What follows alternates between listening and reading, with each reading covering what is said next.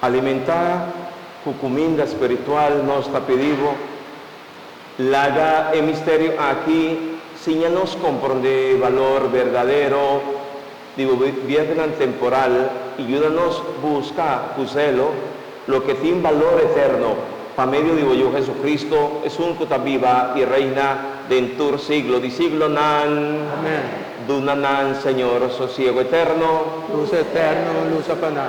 Nan sosegana paz. Para turno romana, para quienes nos a celebrar nuestra Eucaristía y tur difunto, nan sosegana paz. Amén. Popi fuerza, mi amigo Nan. Van a prepararnos de manera como para nos queda preparar, para nos topar y celebrar un encuentro pascu con Jesús está un buen confesión. Y te recomendar confesar vos, no tener miedo, confesar y así en el corazón te queda bon preparar para no celebrar encuentro de gracia con Jesús, manera Ana y María. Amén.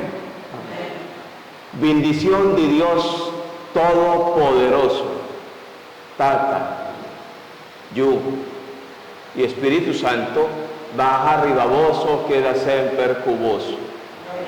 Están, tú estás cumpliendo años, están 14 años de matrimonio, bien delante. Y con alegría de nuestro Señor Jesús, vos vais en paz. Semana agora, después de nuestra celebración, nos vamos para arriba en la casa parroquial, para nos traer algo de comer y algo de beber como comunidad de nuestra parroquia. Esta canta. Bendición.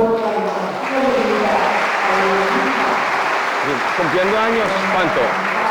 14, tiene mal de otro, no tiene miedo, así nada. Señor Dios Todopoderoso, dignado Señor, renovar, restaurar en la vida matrimonial, Espíritu Santo, bien cercana, espíritu de fialdad, de amor, de fe, respeto, y comprensión de tu, oh Señor Jesús, Espíritu Santo, baja y restaurar, renovar la vida, Señor, y libran de tu malo, a vos que te vive reina dentro siglo de siglo, nan. Amén. Mira qué bonita.